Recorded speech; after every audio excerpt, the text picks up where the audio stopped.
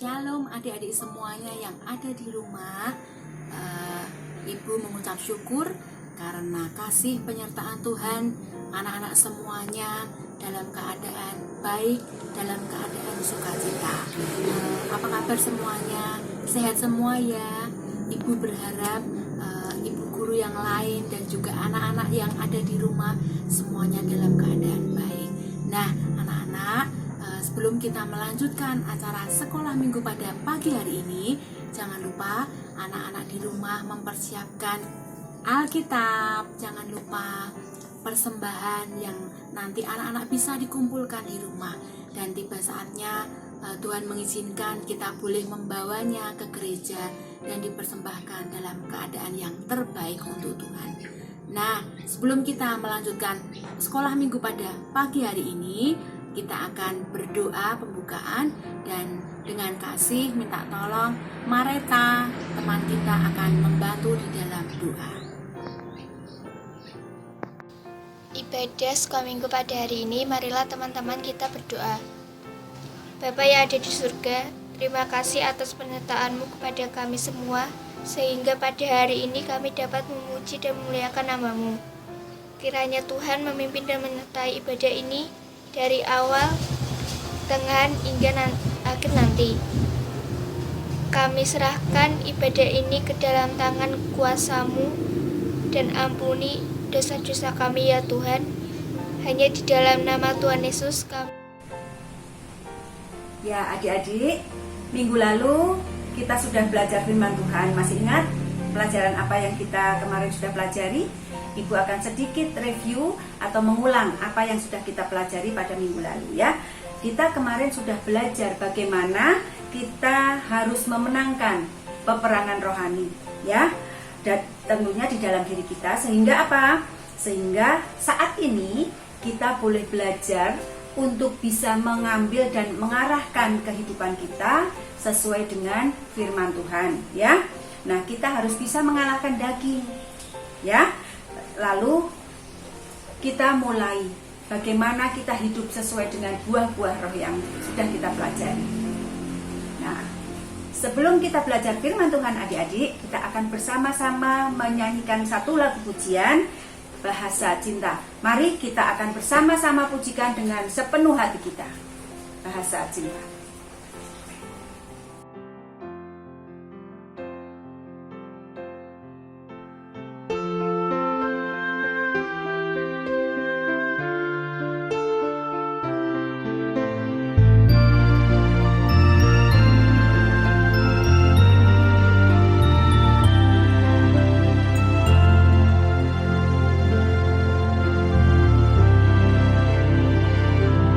Andaikan aku lakukan yang luhur mulia, jika tanpa kasih cinta hampa tak berguna. Ajarilah kami bahasa cinta-Mu, agar kami dekat padamu ya Tuhanku. Ajarilah kami bahasa cinta-Mu, agar kami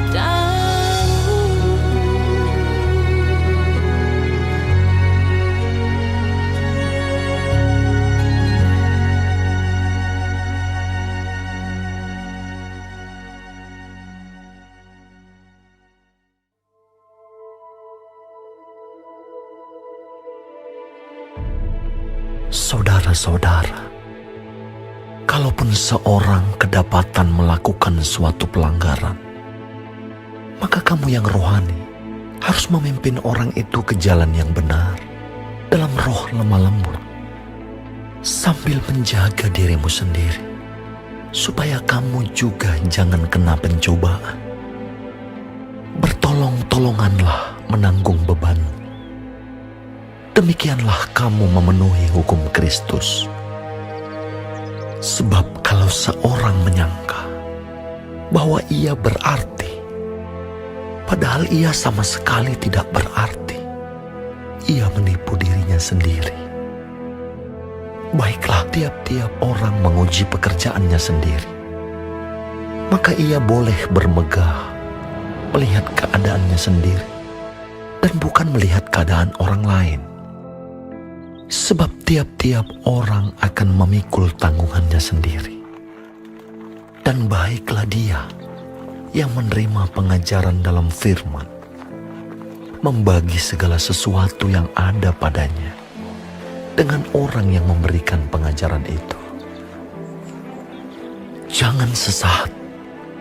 Allah tidak membiarkan dirinya dipermainkan. Karena apa yang ditabur orang, itu juga yang akan dituainya. Sebab barang siapa menabur dalam dagingnya, ia akan menuai kebinasaan dari dagingnya. Tetapi barang siapa menabur dalam roh, ia akan menuai hidup yang kekal dari roh itu. Janganlah kita jemu-jemu berbuat baik, karena apabila sudah datang waktunya, kita akan menuai jika kita tidak menjadi lemah. Karena itu, selama masih ada kesempatan bagi kita, marilah kita berbuat baik kepada semua orang, tetapi terutama kepada kawan-kawan kita seiman. Lihatlah,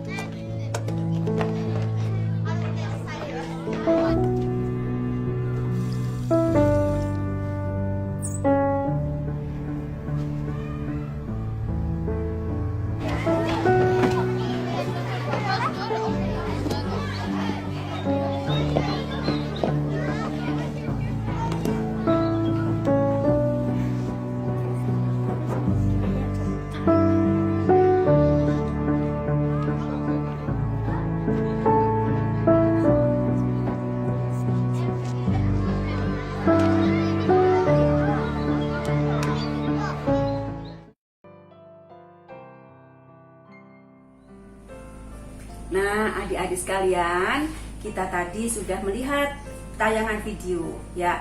Tentunya masing-masing mempunyai satu persepsi ya.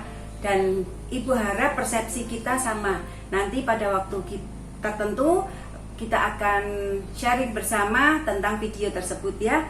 Nah, berkaitan dengan video tersebut, Ibu akan mengajak adik-adik sekalian untuk belajar tentang firman Tuhan, mulai pelajaran yang keempat, yaitu tentang peduli terhadap pergumulan sesama. Kira-kira video yang kita tonton tadi sesuai kan? Nah, peduli terhadap pergumulan sesama yang diambil dari Galatia 6 ayat yang pertama sampai dengan yang ke-10. Nah, tentunya dalam setiap kita mempelajari sesuatu itu ada tujuannya ya. Termasuk kita saat ini akan belajar firman Tuhan yang bertemakan peduli terhadap pergumulan sesama. Itu kita juga mempunyai satu tujuan. Kira-kira tujuannya apa kita belajar firman Tuhan kali ini ya, supaya kita bisa semakin mengerti, bisa semakin mampu melakukan, dan bisa menjadi pelaku-pelaku firman Tuhan yang betul-betul Tuhan kasihi. Seperti itu ya. Nah, tujuan yang pertama, mengingatkan bahwa manusia itu adalah kecuali sebagai makhluk pribadi, juga sebagai makhluk sosial. Nah, sebagai makhluk sosial, tentunya kita harus saling peduli satu sama lain. Itu yang tujuan yang pertama. Tujuan yang kedua adalah kita harus saling peduli terhadap persoalan orang lain, ya, sesuai dengan ajaran firman Tuhan, mengasihi, ya. Itu tujuan kita belajar firman Tuhan kali ini. Yang kedua adalah seperti itu. Yang ketiga, kita akan belajar bagaimana kita bisa membedakan ciri-ciri orang yang egois dan juga orang-orang yang peduli. Seperti apa sih ciri-ciri orang yang peduli dan seperti apa ciri-ciri orang yang egois? Kita mampu untuk membedakan itu sehingga kita mampu memilih untuk melakukan yang mana, sehingga kita tidak keliru di dalam bertindak dan kita bisa menjadi pelaku firman yang bisa menjadi virus buat orang lain, seperti itu ya. Nah, kita melihat bahwa di dalam Alkitab ada satu pergumulan, ya, dari jemaat Kristen mula-mula, bahwa mereka itu dari orang Yahudi dan Yunani, mereka adalah sama-sama orang Kristen, tetapi di dalam mereka bergereja selalu ada yang namanya saling meremehkan, perseteruan, tidak rukun satu sama lain, saling menjatuhkan, seperti itu. Lalu akhirnya mereka hidup dalam situasi yang tidak nyaman. Mereka hidup di dalam perpecahan. Ya, di dalam tubuh Kristus terjadi perpecahan. Nah, kita bisa membayangkan seandainya kita bersama-sama bersekutu di dalam satu gereja, di dalam persekutuan. Di dalam persekutuan tersebut terjadi sebuah perselisihan, permusuhan, saling mengejek, saling menjatuhkan. Kira-kira kita nyaman tidak? Menurut adik-adik nyaman tidak bergereja di dalam situasi yang seperti itu? Tentunya tidak akan nyaman, ya. Karena apa? Orang ingin bertemu Tuhan, tetapi dalam suasana hati yang tidak seperti apa yang Tuhan kehendaki, tidak seperti firman Tuhan. Oleh karena itu tuh adik-adik, supaya kita tidak terjebak di dalam sebuah perpecahan, kita semua harus mempunyai sikap, ya, mempunyai sikap sehingga kita menjadi orang yang kuat, menjadi jemaat yang solid, yang bisa mendukung satu sama lain, yang bisa peduli satu sama lain. Nah, hal yang pertama yang harus kita lakukan yaitu adalah memulihkan, bersedia memulihkan yang jatuh. Waduh, seperti apa ya bersedia memulihkan yang jatuh? Ya, kalau kita kuat, ya pasti kuat. Anak Tuhan pasti akan Tuhan dukung setiap langkah kehidupan kita. Yang seperti apa memulihkan, bersedia memulihkan yang jatuh? Yaitu mendukung saat ada teman kita yang tertekan. Kok kelihatan kita melihat dia sedang tertekan, dia sedang bersedih, dia sedang berputus asa, kita cepat-cepat untuk datang, untuk mendukung dia, sehingga dia kembali menyadari bahwa tidak perlu dia melakukan seperti itu, sehingga dia menjadi pribadi yang seperti teman-teman yang lain. Seperti itu ya adik-adik. Lalu yang kedua, waspada terhadap pencobaan, ya. Seperti apa waspada terhadap pencobaan? Ya, godaan di depan kita banyak sekali. Seringkali kita merasa atau tidak menyadari bahwa itu sebuah godaan. Satu contoh, kita melakukan nyontek, kita mengambil makanan adik kita, misalkan mengatakan saya nggak ngambil kok. Nah, itu berarti godaan untuk melakukan ketidakjujuran, kita berbohong. Itu adalah waspada terhadap pencobaan, ya. Itu akrab sekali dengan kehidupan kita, sehingga kita harus berhati-hati. Lalu yang ketiga, apa yang kita harus lakukan supaya kita terhindar dari perpecahan tersebut? Yaitu membantu menanggung beban orang lain. Membantu menanggung beban orang lain yang seperti apa adik-adik? Ya, kita melihat teman kita, kok ada yang sedang bersedih, ada yang berkekurangan, dia sedang bermasalah. Membantu beban orang lain itu berarti tidak harus kita memberi uang, kita tidak harus memberi sesuatu barang, tidak. Tetapi kita cukup berempati, cukup berempati, menghibur dia, syukur-syukur berbagi, seperti itu ya. Itu menjadi bagian kita di dalam membantu menanggung beban orang lain. Dan yang terakhir adik-adik yang harus kita lakukan untuk menghindarkan perpecahan adalah memenuhi hukum Kristus. Ya, memenuhi hukum Kristus itu artinya kita harus melakukan segala tindakan kita, sikap kita sesuai dengan apa yang kita pelajari melalui Alkitab. Yaitu kita harus jujur, kita harus taat. Nah, taat itu tidak hanya kepada manusia saja, tetapi kita harus taat terhadap diri sendiri, aturan yang kita buat. Terlebih lagi kita harus taat kepada Tuhan Yesus ya, atau firman Tuhan ya. Termasuk kita harus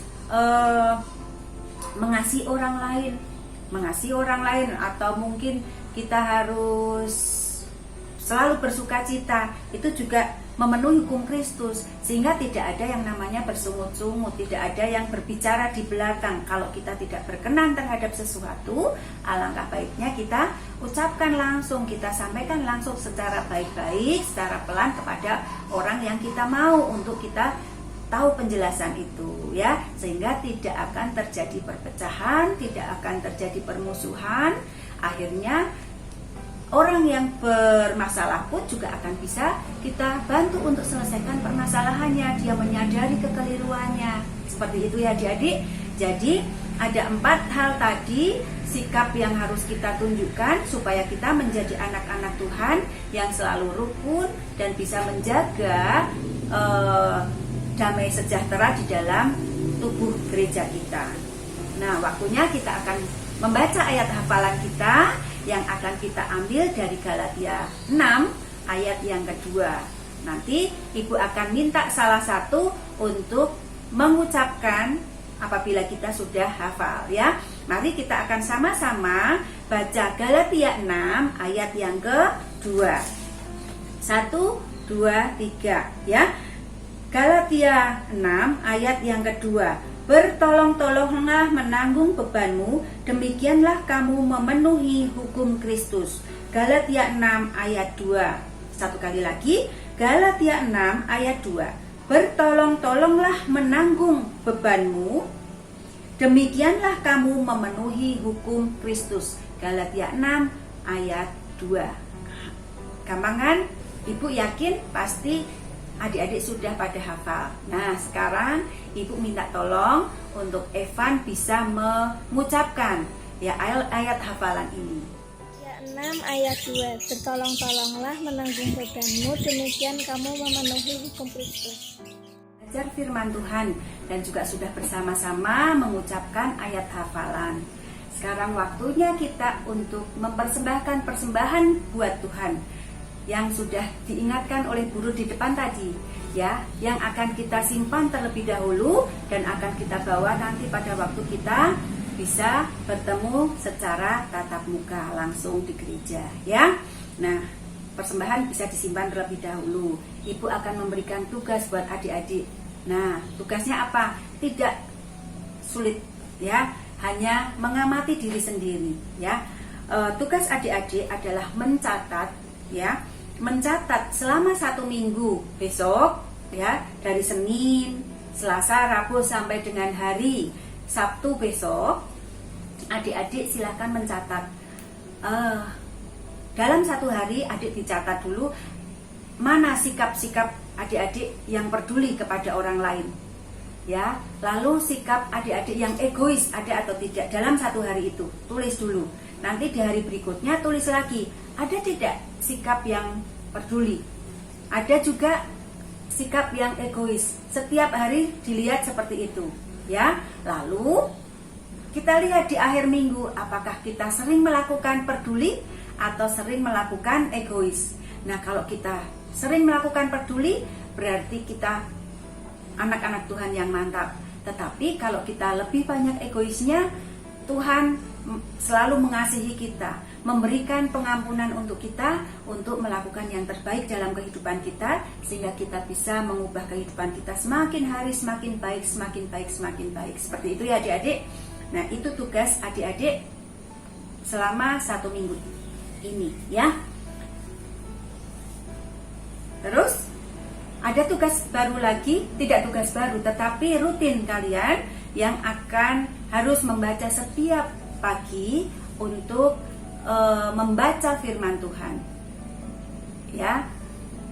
Dari Senin sampai dengan hari Sabtu ya. Yang pertama hari Senin diambil dari 1 Korintus 5 ayat 1 sampai dengan 8 ya. Lalu hari Selasa kita harus membaca Alkitab dari 1 Korintus 5 ayat 9 sampai dengan yang ke-13. Hari Rabu kita membaca 1 Yohanes 3 ayat 1 sampai dengan 6. Hari Kamis kita membaca bacaan Alkitab ayat Yohanes 1 Yohanes 3 ayat 7 sampai dengan yang ke-10. Lalu hari Jumat 1 Yohanes 1 ayat 1 sampai dengan 4. Dan hari Sabtu kita akan baca 1 Yohanes 1 ayat 5 sampai dengan 10 yang nanti bisa adik-adik lihat melalui grup WhatsApp kita. Oke? Marilah kita akan tutup persekutuan kita pada pagi hari ini dengan berdoa. Itulah teman-teman firman Tuhan yang sudah disampaikan oleh Bu Eri.